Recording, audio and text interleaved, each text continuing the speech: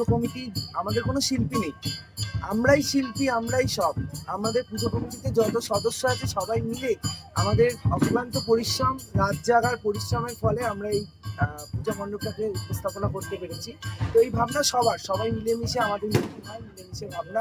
এবারে মূলত আমাদের ভাবনা যেটা হচ্ছে অন্তরালে বলতে এখানে আমরা বাবাকে তুলে ধরেছি। যে অনেক সময় দেখা যায় আমরা মনে করি পরিবারের মাই প্রধান, মাই সব ভূমিকা পালন করে, অবশ্যই পালন করে, কিন্তু পেছনে কেউ একজন থাকে যে নীরবে সেই দায়িত্বের বোঝাগুলো নিজের কাঁধে নিয়ে অনবরত আমাদের সংসারের সমস্ত দায়িত্ব পালন করে চলছে। এমনকি ছেলে মেয়ে সন্তান সবার স্বপ্ন লক্ষ্যে একটু একটু করে নিজের পরিশ্রম করে চলেছে। তো সেই মানুষটাকে আজ এবারে আমরা আমাদের পূজা মণ্ডপের মাধ্যমে তুলে ধরে চলেছি। তার যে অক্লান্ত পরিশ্রম, তার ভাবনা, আমরা হয়তো ভাবি তার মধ্যে অত ভাবনা নেই, সে খুব ঠিক আছে, কিন্তু তার মধ্যেও সেই ভাবনাগুলো আছে।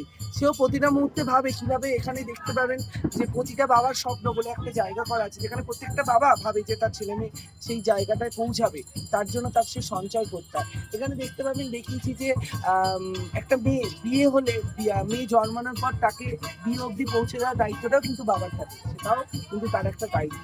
এখানে যে চাল গম ডাল, এগুলো কিন্তু শুধু চাল গম ডালের বস্তা নয়, এগুলো সেই বাবাটার সঞ্চয়, যেটা তাকে সঞ্চয় করতে হয় তার সন্তানদেরকে এগিয়ে নিয়ে যাওয়ার জন্য।